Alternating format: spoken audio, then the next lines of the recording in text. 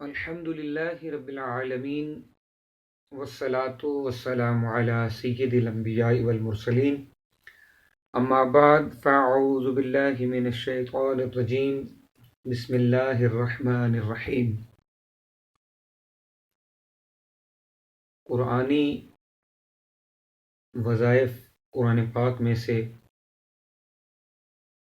تحقیق T V کی طرف سے آپ کا میزبان محمد ایوب صابر۔ الحمدللہ اللہ کے فضل سے ہم نے یہ کوشش شروع کی ہے کہ نہ صرف آپ کو قرآن پاک سے وظائف دیے جائیں بلکہ اپنے سامعین تک قرآن پاک کی تعلیم بھی پہنچنی چاہیے۔ اللہ کے خاص کرم سے، اللہ کے خاص فضل سے قرآن پاک کی تفسیر کی شکل میں انشاءاللہ العزیز ہم بسم اللہ الرحمن الرحیم سے شروع کر کے کوشش کریں گے کہ سورۃ والناس تک اگر اللہ تعالیٰ نے مہلت عطا فرمائی تو پورے قرآن پاک کا ایک ایک لفظ آپ کو پڑھ کر سنائیں۔ یہ ہماری نیت ہے کہ بسم اللہ الرحمن الرحیم سورۃ الفاتحہ سے شروع کر کے پہلا سپارہ، دوسرا، تیسرا، چوتھا، ایسے کرتے کرتے انشاءاللہ پورے 30 پارے قرآن پاک کے آپ تک پہنچائے جائیں۔ آپ دوستوں کی محبتیں انشاءاللہ ہمارے ساتھ شامل حال رہیں تو یہ ایک ایسا عمل ہے، ہم اس لیے یہ کرنا چاہتے ہیں اللہ کی رضا سے کہ جب تک دنیا اسے دیکھتی رہے گی، آپ جیسے لوگ اسے سنتے رہیں گے، اس ویڈیو کو دیکھتے رہیں گے، ہمارے لیے یہ صدقہ جاریہ بن جائے گا۔ جب تک آپ سنیں گے تب تک انشاءاللہ ہمیں اس میں سے حصہ ملتا رہے گا۔ میں اور آپ نیت کرتے ہیں کہ میں اللہ کی رضا کے لیے انشاءاللہ یہ بیان کر رہا ہوں اور آپ اللہ کی رضا کے لیے اسے سن رہے ہیں۔ بسم اللہ الرحمن الرحیم، یہ قرآن پاک کی سورۃ الفاتحہ اس سے پہلی آیت، یعنی یہ جو 7 آیتیں ہیں سورۃ الفاتحہ کی، اس کے اوپر لکھا ہوتا ہے بسم اللہ الرحمن الرحیم۔ بسم اللہ الرحمن الرحیم کے فضائل بہت زیادہ ہیں، ان میں سے چند ایک میں عرض کیے دیتا ہوں کہ بسم اللہ الرحمن الرحیم، اس کے خاص فضائل جو تفسیر حقائق القرآن اعلیٰ حضرت الحاج خواجہ پیر ہارون رشید صاحب دامت برکاتہم القدسیہ دربار عالیہ موڑا شریف، آپ نے اپنی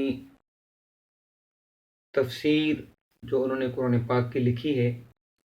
اس میں آپ ارشاد فرماتے ہیں کہ روایت ہے نبی کریم صلی اللہ علیہ وآلہ وسلم جب حضور کا نام آئے تو کوشش کر لیا کریں کہ جتنے بھی سامعین ہیں، سننے والے ہیں، وہ درود پاک ضرور پڑھ لیا کریں۔ نبی کریم صلی اللہ علیہ وآلہ وسلم جب معراج پہ تشریف لے گئے تو حضور نبی کریم صلی اللہ علیہ وسلم کا فرمان علی شان ہے کہ میرے سامنے تمام جنتیں پیش کی گئیں۔ میں نے جنت میں پانی کی، دودھ کی، شراب کی یعنی شراب طہور کی اور شہد کی نہر دیکھی۔ یہ چاروں نہریں جب میں نے دیکھیں تو میں نے جبریل سے پوچھا کہ اے جبریل، یہ نہریں کہاں سے آ رہی ہیں اور کہاں جا رہی ہیں؟ تو جبریل علیہ السلام نے عرض کیا کہ یا رسول اللہ صلی اللہ علیہ وآلہ وسلم، یہ جا تو حوض کوثر میں رہی ہیں، لیکن یہ کہاں سے آ رہی ہیں یہ آپ اپنے رب سے پوچھیے۔ نبی کریم صلی اللہ علیہ وآلہ وسلم نے اللہ پاک سے التجا کی تو ایک فرشتہ حاضر ہوا، نبی کریم صلی اللہ علیہ وسلم کی بارگاہ میں حاضر ہو کے عرض کرتا ہے، حضور آپ اپنی آنکھیں بند کر لیجئے۔ حضور نبی کریم صلی اللہ علیہ وآلہ وسلم نے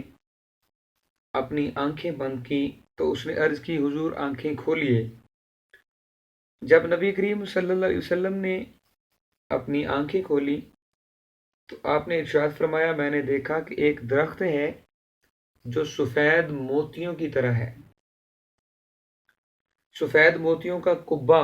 یعنی گنبد نما بنا ہوا ہے، اس کا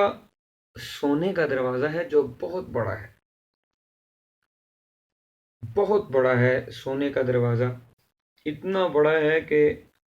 دنیا جن و انس اگر اس پر بیٹھ جائیں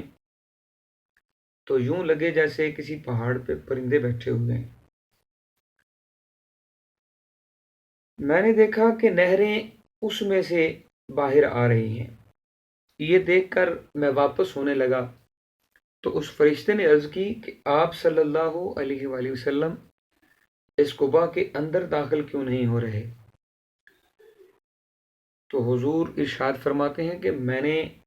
اس سے کہا کہ یہ تو مقفل ہے، اس کو تالا لگا ہوا ہے۔ تو وہ فرشتہ عرض کرتا ہے، حضور اس کی کنجی بسم اللہ الرحمن الرحیم ہے۔ نبی کریم صلی اللہ علیہ وآلہ وسلم نے ارشاد فرمایا کہ میں نے بسم اللہ الرحمن الرحیم پڑھا تو تالا فوراً کھل گیا۔ میں اندر داخل ہوا تو دیکھا کہ اس میں 4 نہریں بہ رہی ہیں جو 4 ستونوں سے جاری ہیں،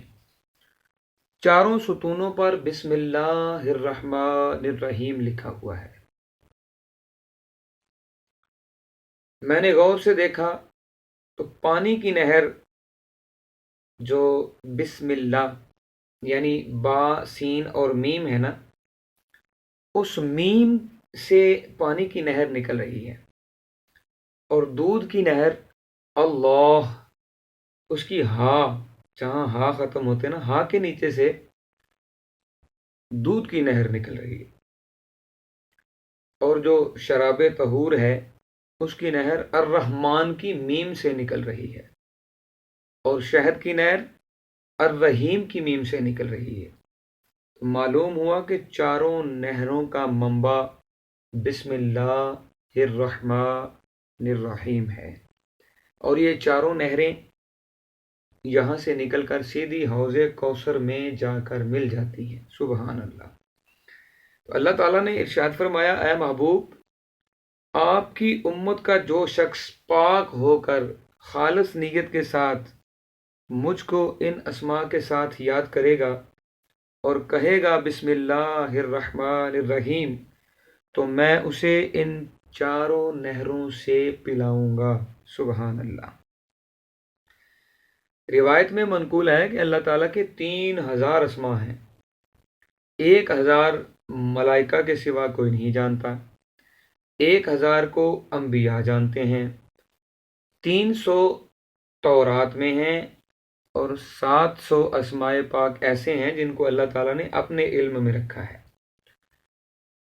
بس ان 3000 اسماء کے معنی ان 3 اسماء میں سما دیے گئے، اللہ، رحمان اور رحیم، اور جس نے ان تینوں ناموں کو جانا یا پڑھا تو گویا اس نے اللہ تعالیٰ کو اس کے تمام اسماء کے ساتھ یاد کیا، یعنی جس نے بسم اللہ الرحمن الرحیم پڑھا گویا کہ اس نے اللہ تعالیٰ کو اللہ کے تمام اسماء کے ساتھ یاد کیا۔ بسم اللہ الرحمن الرحیم ہر نیک جائز اور اچھے کام سے پہلے پڑھنا اپنی عادت بنا لیجئے۔ بسم اللہ الرحمن الرحیم پڑھنے سے ہر کام میں برکت، ہر کام میں برکت، ہر کام میں برکت شامل ہو جاتی ہے۔ اللہ تعالیٰ مجھے بھی اور آپ کو بھی بسم اللہ الرحمن الرحیم اپنا وظیفہ بنانے کی توفیق عطا فرمائے۔ یہ بات ہمیشہ کے لیے اپنے ذہن میں بٹھا لیجئے کہ جو بندہ چاہتا ہے کہ اسے قرآن کریم سے بھرپور فیض حاصل ہو، اسے چاہیے کہ اپنی نسبت نبی کریم صلی اللہ علیہ وسلم کے ساتھ پکی کر کے جوڑ لے، یعنی نسبت رسولی حاصل کر لے، اور جسے نسبت رسولی حاصل ہو جاتی ہے اسے دنیا کی تمام برکتیں نصیب ہو جاتی ہیں۔ اللہ تعالیٰ اس بندے پہ بہت راضی ہو جاتا ہے جسے نسبت رسولی حاصل ہو جاتی ہے۔ اللہ تعالیٰ ہمیں اس پر کاربند رہ کر زندگی گزارنے کی توفیق عطا فرمائے۔ وما علینا الا البلاغ المبین۔